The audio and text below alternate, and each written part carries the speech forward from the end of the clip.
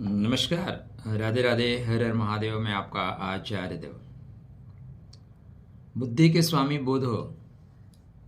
संसार में यत्र तत्र सर्वत्र जो हरियाली दिखाई दे रही है ना, बुध की वजह से है। संसार में जितने वाहन चल रहे हैं वो सब बुध की वजह से है। चलायमान रहना बुध के कारकत्व को लेकर चलता है। जितने अच्छे टीचर हैं, अच्छे पढ़ाने वाले हैं, अच्छे मीडिएटर हैं, अच्छे ब्रोकर हैं, वो सब बुध की वजह से है। और बुध महाराज अपने ज्येष्ठा नक्षत्र में प्रवेश कर रहे हैं। ज्येष्ठा 18वां नक्षत्र है। ज्येष्ठा का मतलब होता है बड़ा होना। ज्येष्ठा का मतलब आगे रहना। वृश्चिक राशि पे ज्येष्ठा नक्षत्र वृश्चिक को पूर्णता देने के लिए काम करता है। अंतिम सोपान है, अंतिम पायदान है। इसके बाद गुरु की मूल त्रिकोण राशि आती है जिसका नाम है धनु। और नक्षत्र जो होता है उसको बोलते हैं मूल। कभी सोचा आपने कि मूल नक्षत्र जितने भी होते हैं, ठीक है, उसके पीछे बुध ही लगा रहता है।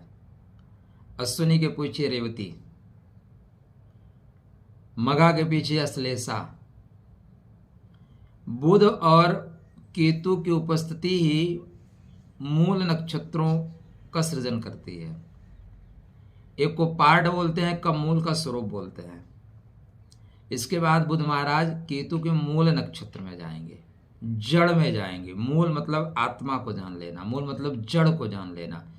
किसी भी विषय की जो गहराई है उसको प्राप्त कर लेना, मतलब मूल को प्राप्त कर लेना। और यह मूल तभी आप प्राप्त कर सकते हैं जब आपका विवेक जागृत हो, बुद्धि जागृत हो, ज्ञान का स्तर आपका बेहतर हो, वरना लौट के बुद्धू घर को आए। तो यह जो बुध का गोचर है वृश्चिक लगन वृश्चिक राशि के जातकों के लिए क्या फल देगा, चर्चा 2 मिनट में। पहले चैनल को सब्सक्राइब करते हुए आगे की यात्रा पूर्ण करिए। क्रिसमस के पहले बुध महाराज अपने ही नक्षत्र में प्रवेश करेंगे।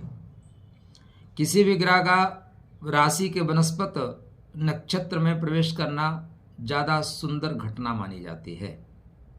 अतः यह आपके लिए एक सुंदर घटना होगी। ज्येष्ठा का मतलब होता है आगे बढ़कर काम करने वाला। ज्येष्ठा का मतलब किसी को भी किसी भी भाषा में समझा देने की क्षमता रखने वाले। आपको कोई भी पॉइंट दे दिया जाएगा, 5 मिनट का समय दिया जाए, आपकी जो ब्रीफिंग होगी गजब की होगी, लाजवाब होगी। तो इस बीच में आपका इंटरव्यू है, साक्षात्कार है नौकरी के लिए, या किसी कंपनी के प्रोजेक्ट पे आप काम कर रहे हैं, सरकार के किसी प्रोजेक्ट पे काम कर रहे हैं, आपको ब्रीफ करने का मौका मिलता है, आपको प्रेजेंटेशन देने का मौका मिल रहा है, तो आपका प्रेजेंटेशन बेहतर जाएगा। तो पहला काम क्या करिएगा, इस दुनिया में आत्मविश्वास से बड़ी कोई चीज़ नहीं है। अपने आप को ये विश्वास दिलाइए कि आपसे बेहतर कोई वक्ता नहीं, आपसे बेहतर कोई जानता नहीं। जब आप माइक लेके खड़े हो तो फुल कॉन्फिडेंस के साथ बोलें। कॉन्फिडेंस तगड़ा होना चाहिए। देखिए, कोई भी चीज़ आप जब कोट करते हैं ना, ये चीज़ें यहाँ से ली गई हैं, कौन खोजता है? कोई नहीं खोजता। फिर भी ऐसा नहीं कि सारी चीज़ें हवा में राहुल गांधी बन जाइए, ठीक है ना। बोले तपस्या का मतलब गर्मी लाना होता है, ऐसे बेवकूफ़ी वाले बयान से फंस जाओगे। तो यहाँ पे ज्येष्ठा का मतलब होता है आगे बढ़ के काम करने वाला। आपका वाणी में वो तत्व होंगे, वाणी में वो शब्द निहित होंगे जिससे आपको सफलता मिलेगी। तो इस बीच में आप इंटरव्यू देने जा रहे हैं, आप किसी से अपने व्यापार के निमित्त मिल रहे हैं, व्यापार के लिए मिल रहे हैं, और उनसे बैठ के आगे की प्रक्रिया को पूर्ण करना चाहते हैं, आपको सफलता मिलेगी। बुध आपके बर्थ चार्ट में लाभेश हैं किंतु अष्टमेश भी हैं। दोनों चीज़ों को ध्यान रखिएगा।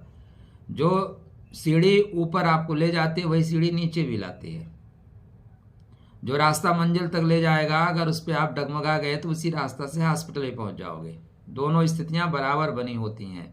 आप कैसा आप उपयोग करते हो। यह संसार अत्यंत सुंदर है, लेकिन कुछ लोग रुदन करते रहते हैं।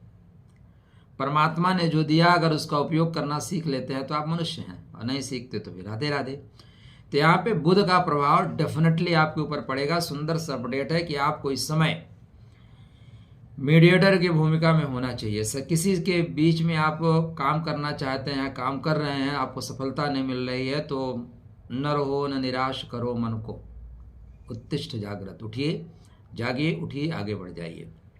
यहाँ पे चूंकि बुध लाभेश है, एकादशेश है, और एकादश बोलते हैं सभी इच्छित कामनाओं की पूर्ति करने वाला। और संसार में इच्छा क्या है? व्यापार अच्छा चले। संसार में इच्छा क्या है? कि हमारा मान सम्मान हो। संसार में इच्छा क्या है? कि हम धन अर्जित करें। तो यहाँ पे बुध महाराज जो कि बुद्धि के स्वामी हैं, व्यापार के स्वामी हैं, वाणी के स्वामी हैं, हस्तलाघव के स्वामी हैं, ये सब आपको व्यापार में गति, व्यापार में प्रगति, आपका वे ऑफ टॉकिंग इस समय बढ़िया होना चाहिए। सिर्फ एक ही चीज़ का ध्यान रखिएगा, सूर्य नारायण भी केतु के नक्षत्र में चल रहे हैं।